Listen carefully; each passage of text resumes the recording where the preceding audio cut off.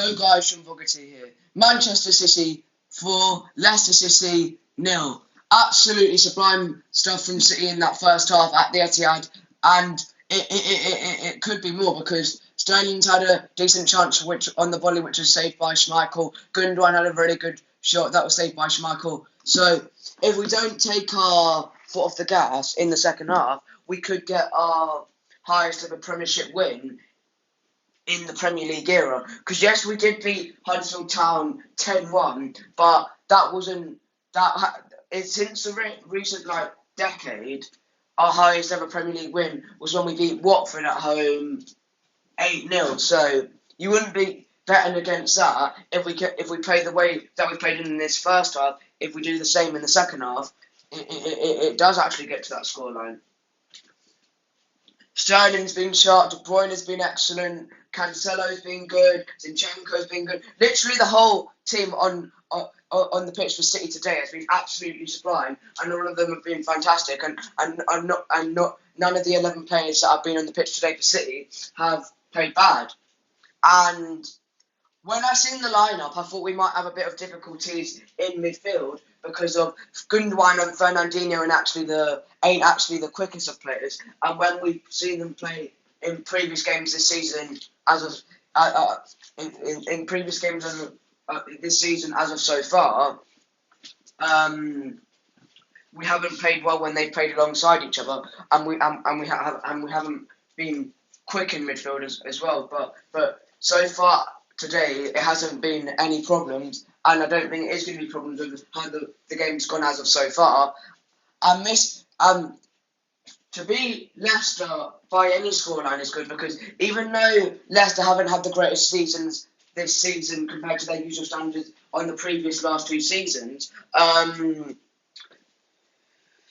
any win against Leicester is good, but we're absolutely battering them and they hardly have had any decent shots on target apart from when Edison tipped it onto the bar and then Edison made one other save. They haven't really. They've done okay going forward, but their defence is absolutely shambolic, Leicester's, and we've took advantage of that. And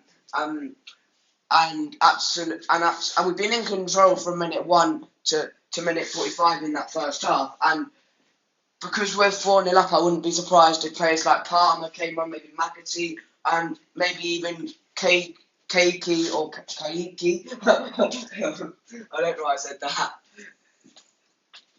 I wouldn't be surprised if Keiki, the Brazilian lad, gets his debut, because whenever really is he going to get a better chance to make his debut? Because we're 4-0 up, so I don't see why he doesn't make his debut. And I think he's earned his chance, because it'd be nice to see how actually, if he did play in the first team, how good or how bad he actually was. Is he what he's lived up to be, or is he just good in the academy, but when he comes to the actual playing against actual adult players, would he actually struggle? But I think the changes I'd like to see at halftime is Palmer comes on, McAtee comes on, and Keiki comes on, and also we don't take our foot off the gas. I'm not saying we go out and win this game 10-0, but I don't want to see us get complacent or see us take our foot off the gas at half time, because when we do that,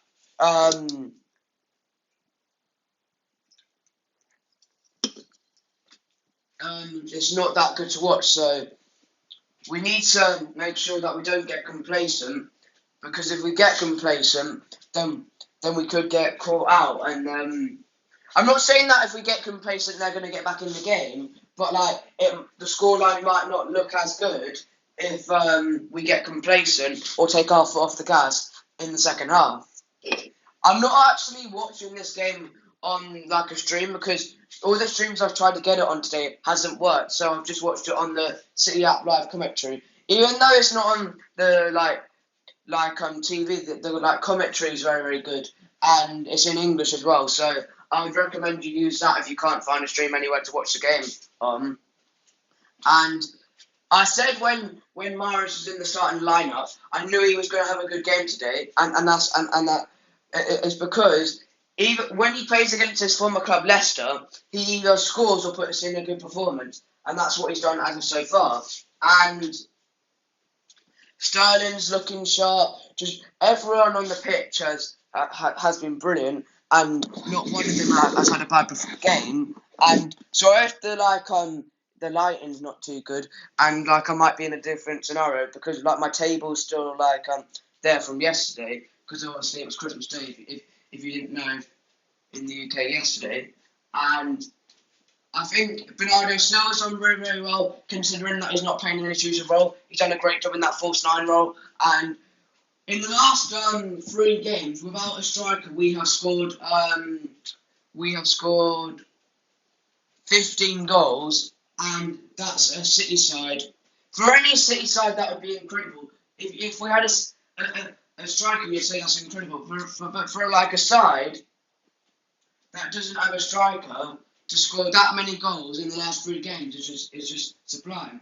And we broke the most calendar year wins last game against Newcastle. So we're breaking records quite regularly. That's all that this City side does really.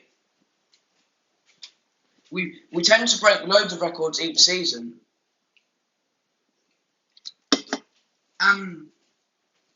Actually, I don't think Sterling should be our number 1 penalty taker, but he should be on the list, even though before that, the last 2 penalties he took today and against Wolves, he hasn't had the greatest record.